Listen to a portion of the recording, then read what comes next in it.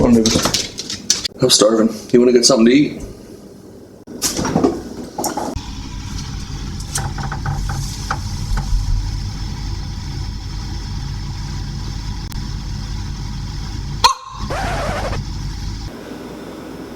Well, at least I've got this, but I think it's time we call in some expert help.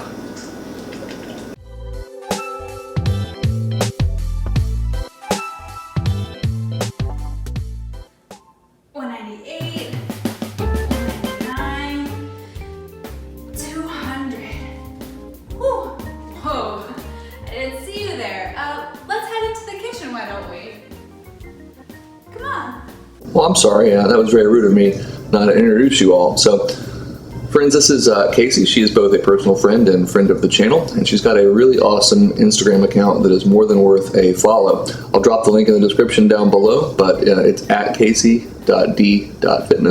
If you want any great content related to losing weight, working out, eating better, or just general motivation, give it a follow. I've got a few questions for her to see if we can try and prevent what just happened to me over there at the fridge from happening to you.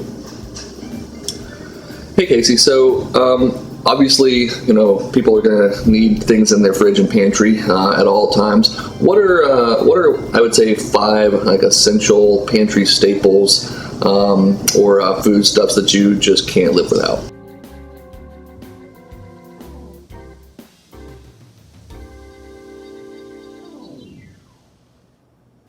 Hey, so that is a really good question.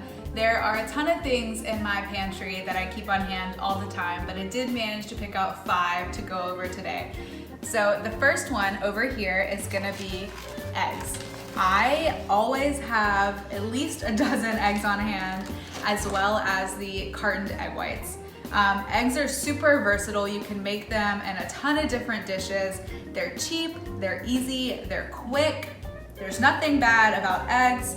They're super nutritious. They're a good source of protein.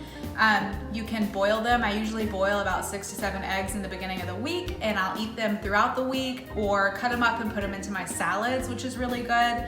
My husband and I do breakfast for dinner a lot, so comes in handy for that. Sometimes if I just want lunch, I'll just make some eggs. Really easy, really quick, really good source for some protein. The next item is hot sauce. I never have a shortage of buffalo sauce in my house. Couple of reasons for this. 1, I just like buffalo sauce. 2, a lot of people have this thought or belief that healthy, nutritious food doesn't have good taste. And while I don't think that drowning everything in buffalo sauce constitutes for wonderful flavor, I will say it adds flavor. So my suggestion to you would be to find something that you love the taste of and incorporate it into a lot of your meals that might otherwise be lacking flavor. I put hot sauce on everything. The next item is tortillas. So I love tortillas.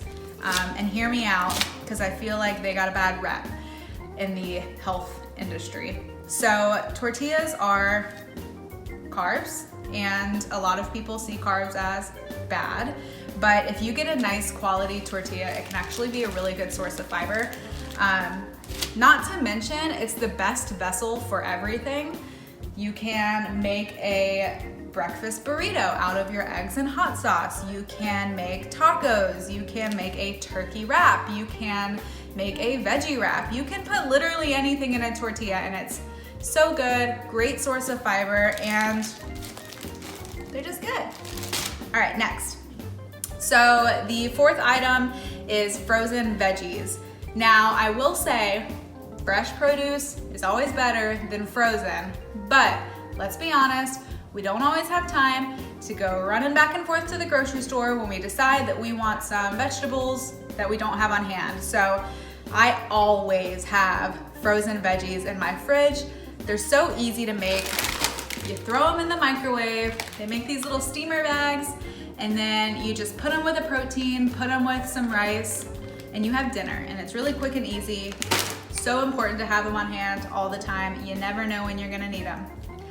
Last but not least and hear me out, is protein powder and protein bars. Now, I am a big advocate that whole foods over supplements is very important.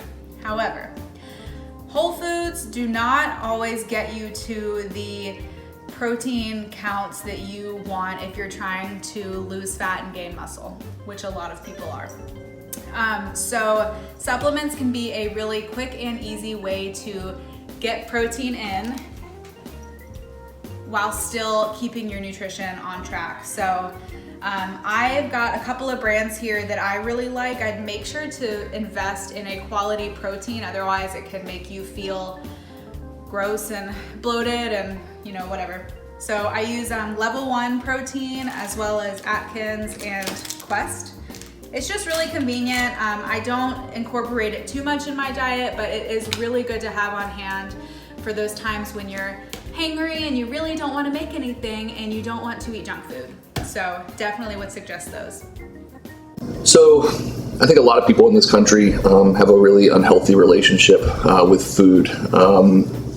What would you say to those people to try and help them, change that or form a better relationship with food in their body? Hey, yeah, so that's a really good question, actually. This is something that I have a lot of experience with, something I've struggled with in the past and still struggle with today.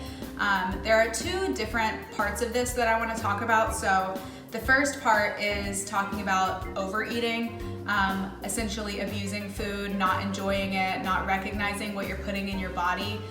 For this type of unhealthy relationship with food, the advice that I would give is to remember that you eat to live, you don't live to eat. There are so many things in the world to enjoy that bring us joy, and it doesn't have to be food. Really take the time to chew your food, think about your food, taste your food. Taking time and slowing down as you eat will really help with that one, being conscious of what it is you're eating.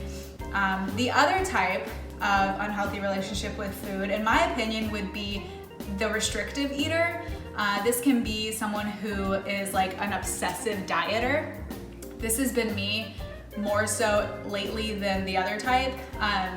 This one is where you are demonizing food groups. And so my advice to this person would be to recognize that all of the food that is available to us is there to nourish us. And I'm speaking to whole foods. A lot of people demonize carbohydrates and fats, low fat diets, no carb diets, keto, things like that. And to each his own, but I think that it's really important not to over restrict ourselves, because when we do that, we create a complex within ourselves that certain foods and certain food groups are really bad for you when they're really not. For these folks, I would give the advice of live into the philosophy of everything in moderation. I am on my own health and fitness journey, my own weight loss journey, and I eat Oreos every night, and I continue to lose weight. I continue to see changes in my body and my mental health. So try not to demonize food groups. It's all good in moderation. So I know for me, breakfast is a big challenge. I have to get up pretty early for work, and the thought of cooking anything is like terrifying. So I often turn to fast food or just coffee and cereal bars, which I am more than getting sick of. Have any ideas for like a really quick prep breakfast, either that you can throw together in the morning or that you can even make ahead of time and have ready to eat? So I'd like to talk about two different breakfast options. One for making ahead of time that you can just throw together on your way to work. And then one if you've got a little bit more time, like 5 to 10 minutes, still not a ton of time. So let's start with that one. This is my all-time favorite breakfast go-to. It's so easy, it's so simple, it's literally so simple. But it's really nutritious and it's full of things that are good to eat in the morning. So toast, I use Dave's Killer Sliced Bread, peanut butter, bananas, and cinnamon. So I just toast the bread, I put peanut butter on it, I slice up half a banana, and then I put some cinnamon on it. It is so good, so easy, like I said, and it's really, really good for you. Moving on over, this is something that you can prep ahead of time and then freeze it, and then grab one on your way out the door, pop it in the microwave, and eat it in the car. So what you'll need is a muffin tin and eggs, and you'll just crack your eggs into the muffin tin and then add in different ingredients as you like. You can make a variety or you can make them all the same, whatever you want. And then you're gonna pop them in the oven at 375 for about 20 minutes. And then once they come out, you've got little mini quiches that you can put in the freezer. Like I said, put them in a freezer bag and just take them out, pop them in the microwave right before you're going to work, and then you'll be all set. Wow, that egg idea sounds excellent. Definitely going to be whipping that up here in a second once we get done talking. So same question, but related to lunch. I know some people are big on meal planning early on in the week and prepping everything ahead of time, and some people either don't have the time for that or just aren't a big fan of it. So what is a go-to quick, really delicious lunch that you would recommend for folks at home? Something that's really important to keep in mind if you're starting a new workout program or you're increasing your activity level or you're just trying to eat healthier overall is that you want to fill your diet with really nutrient-dense food. This will make sure that you're getting the energy you need to go through those workouts, get through your work day, have enough energy to go on that extra walk during the day, get your extra steps in.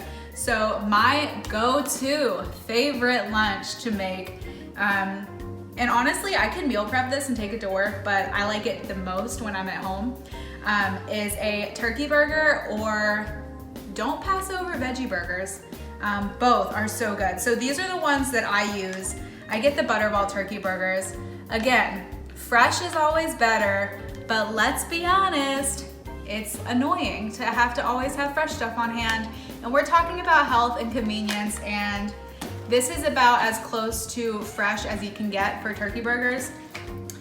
They're frozen. I pop them on the skillet frozen, and they are so good, so filling, so nutritious. And then Morningstar Garden veggie burgers, amazing, so good, good with buffalo sauce. So what I'll do is I will cook either one of these up, whichever I'm in the mood for, and I will build a burger. Get yourself a whole wheat bun. I love to put pepper jack cheese on my turkey burgers, some nice green nutrient dense lettuce, not iceberg, maybe some spinach, some arugula, some red onion, pickles, maybe some jalapenos, probably not together, and then buffalo sauce. So good, you should absolutely try it out. It will give you so much energy for your workouts. That also sounds really good. I've definitely got to give those veggie patties a try. I have not had them. So what did I not ask you that I should have? What's some information maybe you want to get out there to people who are trying to live their best life right now? You asked a lot of really good questions. I think something folks might wonder about is, how do I make this health and fitness journey of mine practical when I'm so flooded by Instagram, Facebook, YouTube, pictures and videos of beautiful nutrient-dense foods and at-home workout programs and fad diets and fat-burning supplements? How do I take all of that and make it practical for me and my lifestyle? And my advice to those people would be, find a way to make health and fitness pleasant and enjoyable for you. The way that everyone is doing it on the internet does not have to be the way that you're doing it. Health and fitness should not be a burden. It should not be making you miserable. If you hate meal prepping, don't meal prep. I'm not a huge fan of meal prepping. So what I do is, my meal prepping is making sure the food in my fridge and freezer are in a condition where I can quickly get a meal together. I don't like making whole meals in advance. If you don't like working out, if going to the gym makes you want to lose your mind, then find a way to get exercise in without going to a gym. Go for a walk, go for a run, jump rope, play hopscotch, go play basketball, do a sport. Find something that gets you moving, that doesn't make you sad. A lot of people start diets and they think they have to eat super boring and bland food, and that is not true. You can look up a ton of healthy and nutritious meals. A lot of the meals here on Dishing Out are delicious and so healthy. I've made a ton of them. So just my advice would be, make it enjoyable and do what makes you happy, because you don't have to be miserable following all of these Instagram fake, happy, nutritious accounts. But one last thing, I know that we're talking about food and meals and things like that, but don't forget to drink water. A lot of people forget that drinking water is a huge part of health and fitness, and I drink a ton of it. It's good for your skin, it's good for your body, it helps you move toxins through your body. I've got a whole video on my Instagram talking about the benefits of hydration and the science behind it, but while you're focusing on eating healthy and getting moving, make sure you're drinking water too. Hey, thank you so much for all the great info and thanks for your time. Really appreciate all of that, and hopefully I can actually see you in person soon, but take care. All right, no joke this time, that egg idea sounds awesome, so let's go whip those up. All right, so for my breakfast baked eggs, I went kind of with a little Western omelet theme. So I've got 15 eggs in a bowl, got a green pepper, a red onion, some feta cheese with tomato and basil mixed in, some black forest ham, and I'm going to season it with a little bit of Cajun seasoning. So I'm going to get these cracked and whipped up. So I have our eggs all beaten together here with the Cajun seasoning already added to it. I put a pretty fine mince on the bell pepper, the onion, the ham, the feta's ready to go. So now I'm going to grab a 12 count muffin tin tray here, and I just put just a drop of olive oil in the bottom of each one. And I'm going to just wipe the bottom and the sides down. Eggs can be a little sticky, and we don't want any sticky situations when it comes to taking these out of the oven. I'm using a 1/4 cup measure, trying to get it mostly full. Now I'm just going to come back through here and sprinkle in each of our additional ingredients. Just a little bit in each one. Alright, so the last thing that I'm going to do is go ahead back into each one with a fork. Just give them a little stir so that all those additional ingredients we added are mixed evenly throughout. And as per Casey's directions, these are going to go into a 375-degree oven until they're done. I'm going to guess about 15 to 20 minutes, but we'll check them with a toothpick or thermometer to make sure they're cooked through in the middle before we pull them out. Alright, so these took about 20 minutes in the oven to finish cooking, and I was able to make 4 more. So everything that you saw me with there, the 15 eggs, ended up making about 16 of these little guys. So as you can see, I am firmly in team hot sauce. I went with some sriracha. I'm going to give these a try, see how they came out.